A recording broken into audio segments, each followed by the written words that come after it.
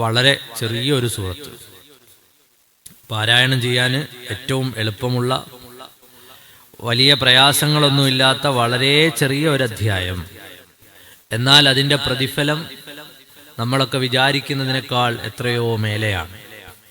അൽഹാഖുമുത്തക്കാസുർ എന്ന് പറയുന്ന സൂറത്തിനെ ശരിക്കും ചെറിയ സൂറത്ത് എന്നൊക്കെ പറയാൻ പേടിയാണ്. 8 ആയത്തുകളേ ഉള്ളൂ. എന്നാൽ അതിൻ്റെ ശ്രേഷ്ഠത നമ്മളൊക്കെ പ്രതീക്ഷിക്കുന്നതിനേക്കാളും വിചാരിക്കുന്നതിനേക്കാളും കൂടുതലാണ്. അങ്ങനെ ഒരു അധ്യായമാണ് 102-ാമത്തെ തക്കാസുർ എന്ന അധ്യായം. അതിൻ്റെ ആദ്യത്തെ വചനത്തിൽ തന്നെ അൽഹാഖുമുത്തക്കാസുർ എന്ന പ്രയോഗം വന്നതുകൊണ്ടാണ് ആ സൂറത്തിന് അങ്ങനെ പേര് നൽകിയത് എന്ന് മഹാന്മാരായ മുൻഗാമികൾ നമ്മെ ഓർമ്മപ്പെടുത്തുന്നത് കാണാം. സയ്യിദുനാ റസൂലുള്ളാഹി സ്വല്ലല്ലാഹു അലൈഹി വസല്ലമ തങ്ങൾ മക്കയിലായിരിക്കെ ഹിജ്റയ്ക്ക് മുമ്പ് അവതരിച്ച അധ്യായമാണ് സൂറത്തു തക്കാസുർ. ഹിജ്റയ്ക്ക് മുമ്പ് സയ്യിദുനാ റസൂലുള്ളാഹി സ്വല്ലല്ലാഹു അലൈഹി വസല്ലമ തങ്ങൾക്ക് അവതരിച്ച അധ്യായം അത് മക്കിയായ സൂറത്താണ്. മഹാന്മാരായ മുൻഗാമികൾ ഇമാം ഹാക്കിമും ബൈഹഖിയും ഒക്കെ ഉദ്ധരിക്കുന്ന ഹദീസ്, സയ്യിദുനാ റസൂലുള്ളാഹി സ്വല്ലല്ലാഹു അലൈഹി വസല്ലമ തങ്ങളുടെ ഒരു ചോദ്യം, നിങ്ങൾക്കാർക്കെങ്കിലും എല്ലാ ദിവസവും 1000 ആയത്തുകൾ പാരായണം ചെയ്യാൻ കഴിയുമോ? 1000 ആയത്തുകൾ പാരായണം ചെയ്യാൻ ഈ സദസ്സിലുള്ള ആർക്കെങ്കിലും സമയം കിട്ടാറുണ്ടോ? 1000 ആയത്ത് എന്ന് പറയുമ്പോൾ പെട്ടെന്ന് പറയുമ്പോൾ 1000 ആയത്ത് നിസ്സാരമായിട്ട് തോന്നും. പക്ഷേ സൂറത്തുൽ ബഖറയാണ് ഏറ്റവും വലിയ അധ്യായം. അതിൽ തന്നെ 286ഓളം 280 ചില്ലുവാനം ആയത്തുകളാണല്ലോ ഉള്ളത്.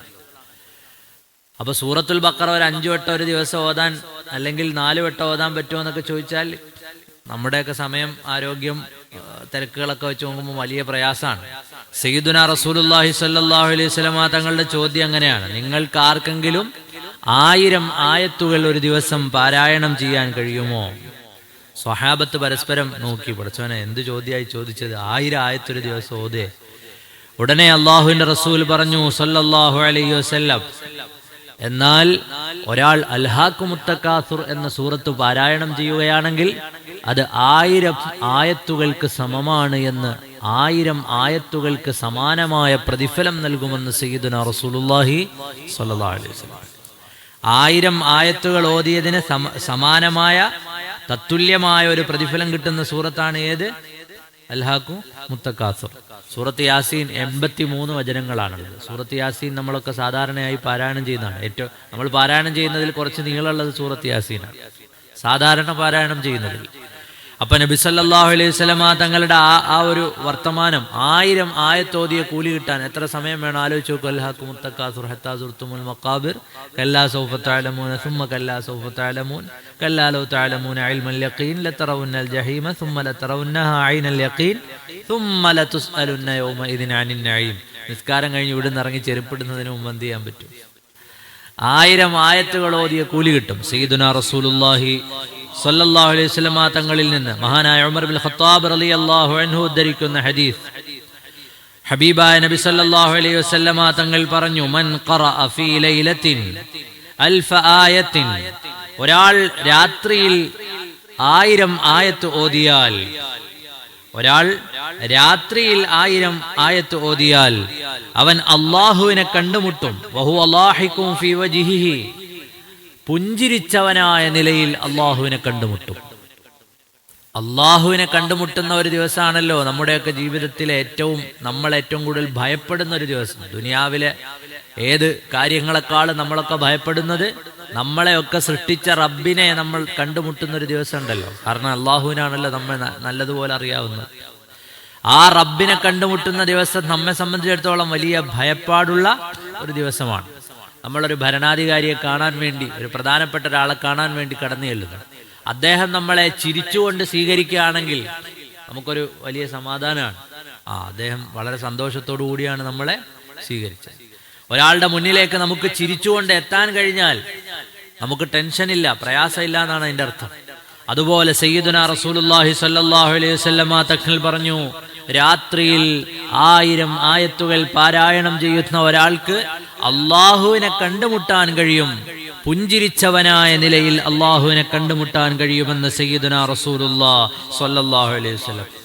ആർക്കാണ് 1000 ആയത്തുകൾ ഓതാനുള്ള ശക്തിയുള്ളത്? രാത്രിയിൽ 1000 ആയത്തുകൾ ഓതാൻ ആർക്കാണ് കഴിയുക?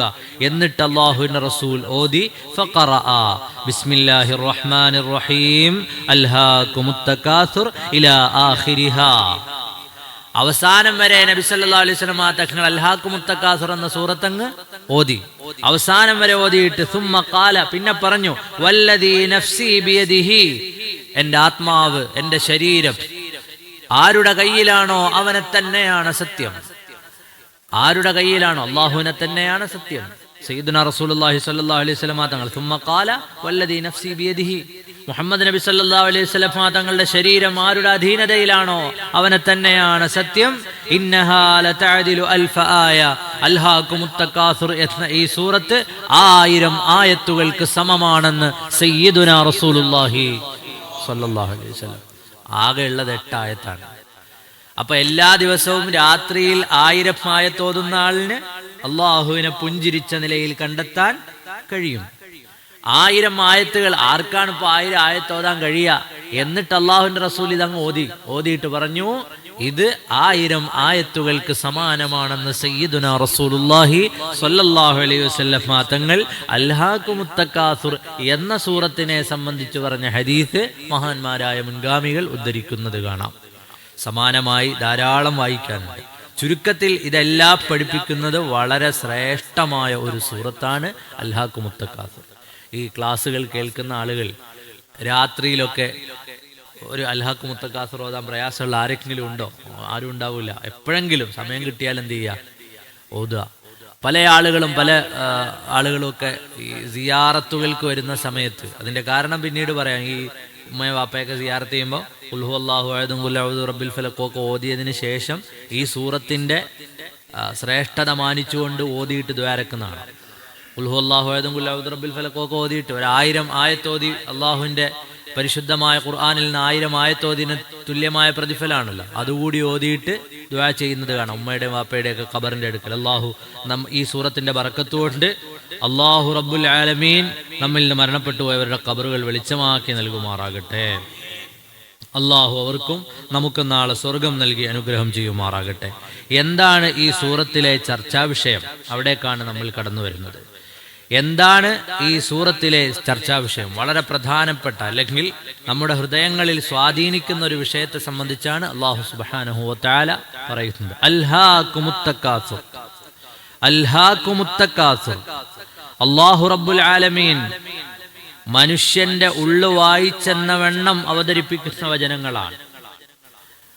അത്തകാസുർ എന്ന് പറഞ്ഞാൽ പെരുമ നടിക്കുക, പൊങ്ങച്ചം നടിക്കുക എന്നൊക്കെയാണ് അർത്ഥം. പൊങ്ങച്ചം നടിക്കുക, പെരുമ നടിക്കുക. അങ്ങനെ പെരുമ നടിക്കുന്നതിലൂടെ നിങ്ങൾ അശ്രദ്ധരായിരിക്കുന്നു. അൽഹാകുമുത് തകാസുർ, പരസ്പരം പൊങ്ങച്ചം നടിക്കുന്നതിലൂടെ, പെരുമ നടിക്കുന്നതിലൂടെ, വലിയ ഭാവം വെച്ച് പുലർത്തുന്നതിലൂടെ നിങ്ങൾ യഥാർത്ഥമായ കാര്യത്തിൽ നിന്ന് അശ്രദ്ധരായി പോയിരിക്കുന്നു. ഇന്നിപ്പോ ദുനിയാവിന്റെ അവസ്ഥ നോക്കിയാൽ എല്ലാവരും, നമ്മളൊക്കെയും പലപ്പോഴും പല കാര്യങ്ങൾക്കും മത്സരിക്കുന്ന ആളുകളാണ്. പരസ്പരം പൊങ്ങച്ചം നടിക്കുക. അവനേക്കാൾ വലുത് ഞാനാണ്, ഇവനേക്കാൾ വലുത് ഞാനാണ്. ആലോചിച്ച് നോക്കും, മനുഷ്യന്റെ അവസ്ഥ എങ്ങനെയാണ്? അത് ധനമാകട്ടെ, മക്കളാകട്ടെ, വിദ്യാഭ്യാസമാകട്ടെ, ഏതു മേഖല നമ്മളെടുത്ത് പരിശോധിച്ചാലും അവിടെയെല്ലാം പരസ്പരം പൊങ്ങച്ചം നടിക്കുന്ന ഒരു ശൈലി മനുഷ്യൻ്റെതാണ്. അങ്ങനെ പൊങ്ങച്ചം നടിക്കുന്നതിലൂടെ മനുഷ്യൻ അശ്രദ്ധനായി മാറിയിരിക്കുന്നു എന്ന് പരിശുദ്ധമായ ഖുർആൻ നമ്മെ ഓർമ്മപ്പെടുത്തുകയാണ്. നിങ്ങൾ അശ്രദ്ധമായി പോയിട്ടുണ്ട്. പരസ്പരം പൊങ്ങച്ചം നടിക്കുന്നതിലൂടെ യഥാർത്ഥമായ കാര്യങ്ങളെ തൊട്ട് നിങ്ങൾ അകന്നുപോയി. പലരും പറയും, ധനം, മക്കൾ, കുടുംബം, നമ്മുടെ ചുറ്റുപാടുകൾ, ഇവയിലെല്ലാം അവനേക്കാൾ മുന്തിയവനാണ് ഞാൻ എന്ന തോന്നലിലേക്കാണ് മനുഷ്യൻ പലപ്പോഴും വരിക. അങ്ങനെ വരുമ്പോൾ ഐഹികമായ സൗകര്യങ്ങൾ, ദുനിയാവിന്റെ സൗകര്യങ്ങൾ മറ്റുള്ളവരെക്കാൾ കൂടുതൽ എനിക്കുണ്ട് എന്ന് കാണിക്കുവാൻ വേണ്ടി, അതിനുവേണ്ടി മനുഷ്യൻ മത്സരിക്കുന്ന ഒരു കാലം. അവനേക്കാൾ കൂടുതൽ പൈസ ഉള്ളത് എനിക്കാണ്, അത് ഞാൻ കാണിക്കണം. അവനേക്കാൾ നല്ല വീട്, മെച്ചമായ വീടുള്ളത് എനിക്കാണ്. അവനേക്കാൾ നല്ല മക്കളുള്ളത് എനിക്കാണ്. ഇന്നിപ്പോ വിദ്യാഭ്യാസം എന്തിനാണ്? ശരിക്കും പറഞ്ഞാൽ ഇൽമ്, അറിവ് എന്ന് പറഞ്ഞാൽ ഒരു മനുഷ്യനെ സംസ്കരിക്കാനുള്ളതാണ്. എന്നാൽ മനുഷ്യന്റെ ഇന്നത്തെ ചിന്ത, സമൂഹത്തിന്റെ ഇടയിൽ പൊങ്ങച്ചം നടിക്കാനാണ് അവന്റെ അറിവ്. സമൂഹത്തിന്റെ ഇടയിൽ പൊങ്ങച്ചം നടിക്കാനാണ് അവന്റെ ധനം, സമൂഹത്തിന്റെ ഇടയിൽ പൊങ്ങച്ചം നടിക്കാനാണ് അവന്റെ മക്കൾ. എന്നാൽ യഥാർത്ഥത്തിൽ ഇതൊന്നും അതിനു വേണ്ടിയുള്ളതല്ല. ധനം സമൂഹത്തിന്റെ ഇടയിൽ ഒരു മനുഷ്യന് പൊങ്ങച്ചം നടിക്കാനുള്ളതല്ല, മക്കൾ പൊങ്ങച്ചം നടിക്കാനുള്ളതല്ല. ദുനിയാവിന്റെ ഒരു കാര്യവും സമൂഹത്തിന്റെ മുമ്പിൽ ഒരാൾക്ക് മേനി നടിക്കാനുള്ളതല്ല. അതിനേക്കാൾ മുന്തിയത് ഞാനാണ്, ഇവനേക്കാൾ മുന്തിയത് ഞാനാണ്, അല്ലെങ്കിൽ അവന്റെ വാഹനത്തെക്കാൾ മുന്തിയ വാഹനം എന്റേതാണ്. ഈ മത്സരത്തിലാണ് ജനങ്ങളുടെയൊക്കെ ശ്രദ്ധ. എങ്ങനെ അവനെ മറികടന്നു പോകാം, എങ്ങനെ അവനേക്കാൾ വലിയ പണക്കാരനാകാം, എങ്ങനെ അവനേക്കാൾ വലിയ സൗകര്യങ്ങൾ ഉണ്ടാക്കാം. സൗകര്യങ്ങൾ ഉണ്ടാവണം, സമ്പത്ത് മനുഷ്യനുണ്ടാവണം, സമ്പത്ത് ജീവിക്കാനുള്ള സമ്പത്തുണ്ടാവണം. മനുഷ്യന് ഹലാലായത് സമ്പാദിക്കാൻ പരിശുദ്ധമായ ദീൻ അനുമതി നൽകിയിട്ടുണ്ടല്ലോ. നല്ല മക്കളുണ്ടാകണം, നല്ല കുടുംബങ്ങളും വീടുകളും സൗകര്യങ്ങളും വാഹനങ്ങളും എല്ലാം മനുഷ്യനുണ്ടാവണം. പക്ഷെ ഒരിക്കലും അതൊരു പൊങ്ങച്ചത്തിനു വേണ്ടി ആയിപ്പോയാൽ അതോടുകൂടി എല്ലാം കഴിഞ്ഞു. മനുഷ്യനെ അല്ലാഹു തആല ചിന്തിപ്പിക്കുകയാണ്. എത്ര കാലാണ് ഇങ്ങനെ പരസ്പരം പൊങ്ങച്ചം നടിക്കുക? ഒരു വലിയ നഗരത്തിൽ യാത്ര ചെയ്യുന്നതിന്റെ ഇടയിൽ എല്ലാവരും കോട്ടും സൂട്ടും ഒക്കെ ഇട്ട് അവരവരുടെ ആഢ്യത്വവും പെരുമയും ഒക്കെ കാണിച്ചുകൊണ്ട് തിരക്കേറിയ ഒരു നഗരത്തിലൂടെ ഇങ്ങനെ നടക്കുകയാണ്. എല്ലാവരുടെ കയ്യിലും നല്ല വിലയേറിയ ഫോണുകൾ, വാച്ചുകൾ, സൗകര്യങ്ങൾ.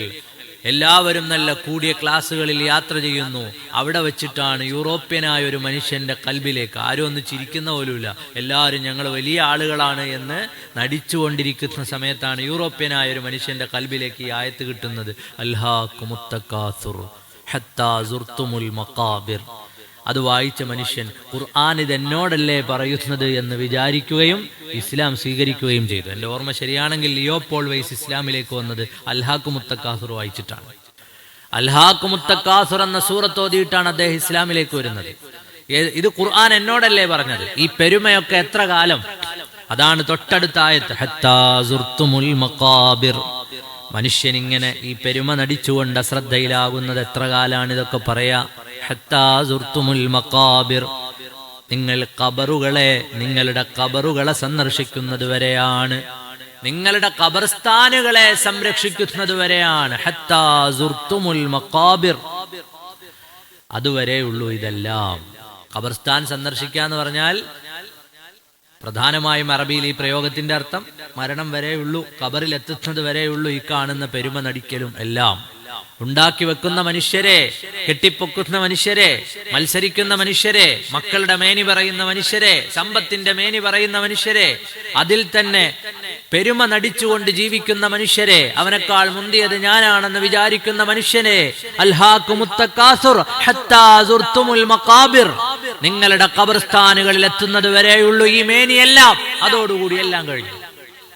അതുവരെയുള്ള ഒരു ചെറിയ കാലത്തേക്കാണ് ഇങ്ങനെ കടന്ന് നിങ്ങൾ ആലോചിച്ച് നോക്കൂ. എത്ര വലിയ സമ്പന്നൻ മരണപ്പെട്ടാലും അയാൾക്ക് ധരിക്കാനുള്ളത് മൂന്ന് കണ്ടം വസ്ത്രം തന്നെയാണ്, അയാൾക്ക് പോകാനുള്ള ഇടം ഒരുപോലെ തന്നെയാണ്. രണ്ടാമത്തെ പ്രയോഗം അല്ലെങ്കിൽ ഖബർസ്ഥാനുകൾ സന്ദർശിക്കുന്നത് വരെ, നേർക്കുനേരെ പറഞ്ഞാൽ ഖബർസ്ഥാനിലേക്ക് വന്നാൽ നിങ്ങൾ നോക്കൂ, കണ്ടന്തറയിലെ നമ്മുടെ നാട്ടിൽ ജീവിച്ചിരുന്ന എത്രയോ സമ്പന്നരായ മനുഷ്യർ ഈ പള്ളി ഖബർസ്ഥാനുകളിൽ കിടക്കുന്നില്ലേ? അല്ലേ? എത്രയോ സമ്പന്നരായ മനുഷ്യർ, നമ്മളെക്കാൾ മുമ്പേ ജീവിച്ചിരുന്നവർ, നമ്മളെക്കാൾ സൗകര്യത്തിൽ ജീവിച്ചിരുന്നവർ, നല്ല വാഹനങ്ങളിൽ കഴിഞ്ഞവർ, നല്ല വീടുകൾ ഉണ്ടായിരുന്നവർ, മക്കളും പെരുമയും കുടുംബങ്ങളും പറയാനുള്ള എത്രയോ മനുഷ്യരാണ് ഈ 6 അടി മണ്ണിൽ കിടക്കുന്നത്. നിങ്ങളൊന്ന് പള്ളിയിൽ നിന്നിറങ്ങിയിട്ട് ഖബർസ്ഥാന്റെ ചുറ്റുമൊന്ന് നോക്കൂ. ഹത്താ സുർത്തുമുൽ മഖാബിർ, അവരുടെ പെരുമകളും പേരും പ്രശസ്തിയും അതൊക്കെ എവിടെ? എല്ലാം ഇവിടെ തീർന്നില്ലേ? അള്ളാഹുവിന്റെ ഖുർആൻ മനുഷ്യന്റെ കൽബിനെ ചിന്തിപ്പിക്കുകയാണ്. അപ്പൊ ദുനിയാവിൽ ജീവിക്കുന്ന സമയത്ത് ഇതൊന്നും ഒരു പെരുമയ്ക്കുള്ളതല്ല, ഇതെല്ലാം അള്ളാഹു നമുക്ക് നൽകിയ അനുഗ്രഹങ്ങളാണ് എന്ന ചിന്തയോടുകൂടി ജീവിക്കുക. ദുനിയാവിലെ ജീവിതം എന്ന് പറയുന്നത് വെറും തമാശയും കളികളും വിനോദങ്ങളും ഒക്കെ മാത്രമാണ് എന്ന് ധ്വനിപ്പിക്കുന്ന വചനങ്ങൾ പരിശുദ്ധമായ ഖുർആൻ നമ്മെ ഓർമ്മപ്പെടുത്തുകയാണ്. അപ്പൊ ദുനിയാവിൽ ഏതെങ്കിലുമൊക്കെ അനുഗ്രഹങ്ങളിൽ പെട്ട് നമ്മുടെ ചിന്തകൾ മാറിപ്പോകാൻ പാടില്ല. മറ്റുള്ള ആളുകളെ കാണിക്കുവാനോ പെരുമ നടിക്കുവാനോ പൊങ്ങച്ചം നടിക്കുവാനോ ഉള്ളതല്ല അള്ളാഹു നമുക്ക് നൽകിയ അനുഗ്രഹങ്ങൾ എന്ന് നാം ഓരോരുത്തരും ചിന്തിക്കേണ്ടതുണ്ട്. അങ്ങനെ പെരുപ്പം കാണിക്കുക, പൊങ്ങച്ചം നടിക്കുക, അതൊക്കെയാണ് ഖുർആൻ ആദ്യം തകാസുർ എന്ന പ്രയോഗത്തിലൂടെ നമ്മെ പറഞ്ഞു വെച്ചത്.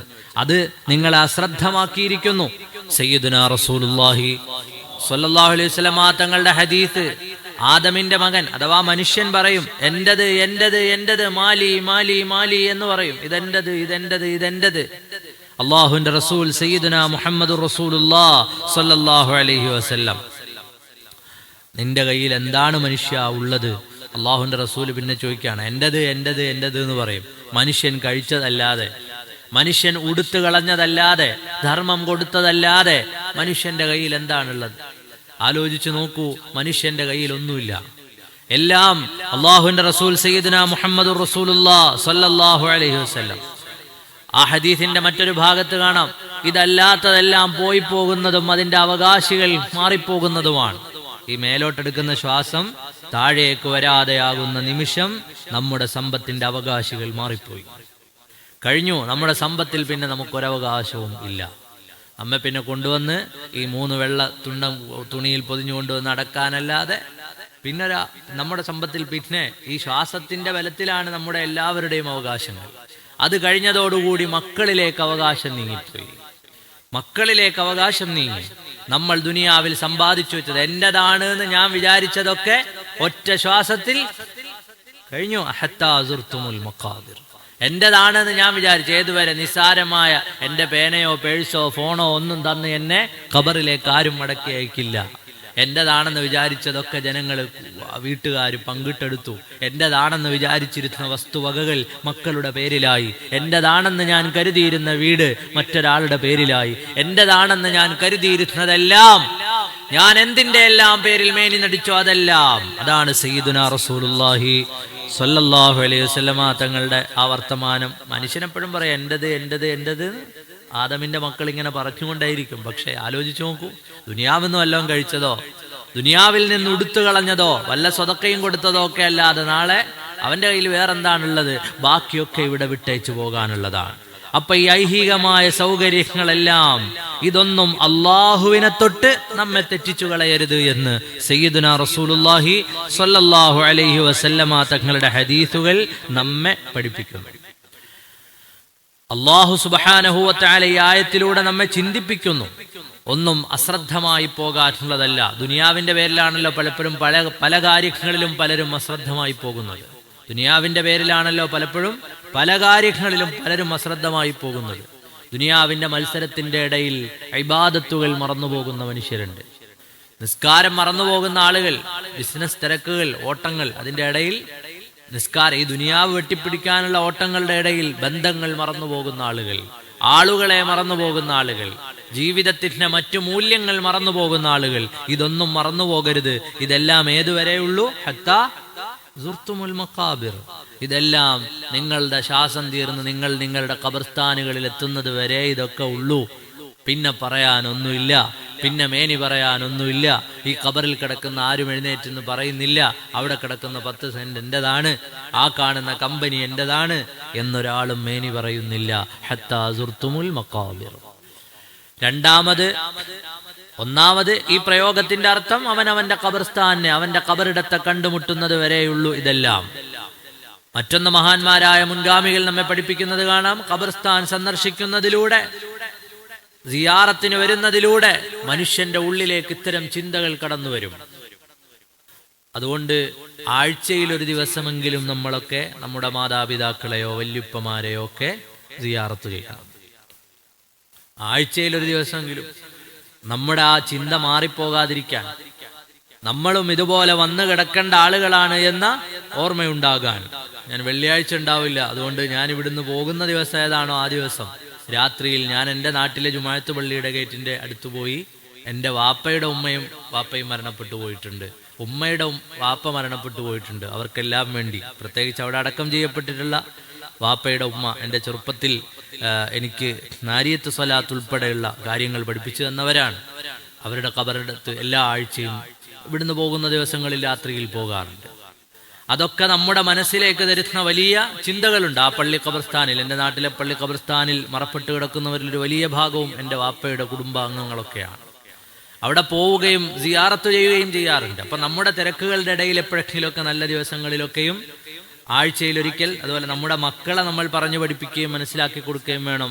നമ്മുടെ പ്രിയപ്പെട്ടവർ കിടക്കുന്ന ഖബർസ്ഥാനിൽ വന്ന് അവർക്ക് വേണ്ടി ഫാത്തിഹ ഓതി സിയാറത്ത് ചെയ്ത് അതിലൂടെ ആത്മീയമായി നമ്മുടെ ഖൽബിലുണ്ടാകുന്ന മാറ്റങ്ങൾ വലുതാണ്. നമ്മൾ വരുന്നതിലൂടെ ഖബറാളിക്ക് കിട്ടുന്ന സന്തോഷവും വലുതാണ്. അള്ളാഹു നമ്മിൽ നിന്ന് മരണപ്പെട്ടവർക്കൊക്കെയും മഗ്ഫിറത്തും റഹ്മത്തുകൾ നൽകുമാറാകട്ടെ. അവരുടെയും നമ്മുടെയും പരലോകം അള്ളാഹു വിജയിപ്പിച്ച് നൽകുമാറാകട്ടെ.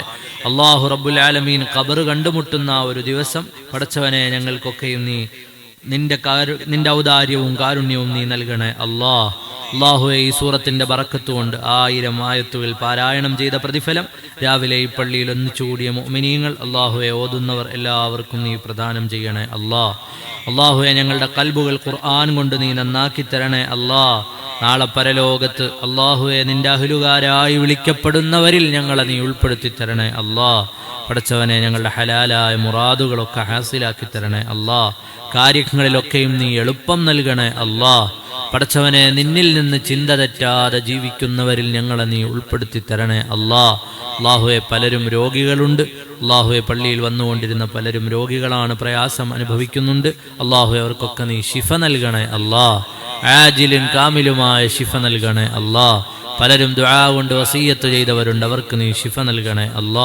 പടച്ചവനെ. ഞങ്ങളെ ആരെയും മാരകമായൊരവസ്ഥയിലും ആക്കിക്കളയല്ല മരിക്കുന്ന സമയം വരെയും ആഫിയത്തോടുകൂടി അള്ളാഹുവെ നിനക്ക് ഇബാദത്ത് ചെയ്ത് അവസാനം തൗബ ചെയ്ത് നന്നായി നിന്നിലേക്ക് മടങ്ങാനുള്ള ഭാഗ്യം നിന്റെ ഖുർആനിന്റെ നിന്റെ കലാമിന്റെ ബറക്കത്തോട് ഞങ്ങൾക്ക് എല്ലാവർക്കും നീ പ്രദാനം ചെയ്യണേ ഈ പള്ളിയുമായി ബന്ധപ്പെട്ട എല്ലാവർക്കും നീ അനുഗ്രഹം ചെയ്യണേ ജമാഅത്തുകൾക്ക് വരുന്നവർ, ക്ലാസുകൾക്ക് പങ്കെടുക്കുന്നവർ അള്ളാഹുവെ, സ്ത്രീകൾ, പുരുഷന്മാർ, കുട്ടികൾ എല്ലാവർക്കും നീ ഖൈറു നൽകണേ ഞങ്ങളെല്ലാം നിന്റെ സ്വാലിഹീങ്ങളായ അടിമകളിൽ ഉൾപ്പെടുത്തണേ റബ്ബനാ തഖബ്ബൽ മിന്നാ ഇന്നക അന്തസ് സമീഉൽ അലീം വതുബ് അലൈനാ ഇന്നക അന്തത് തവ്വാബുർ റഹീം ആമീൻ ബിറഹ്മതിക യാ അർഹമർ റാഹിമീൻ.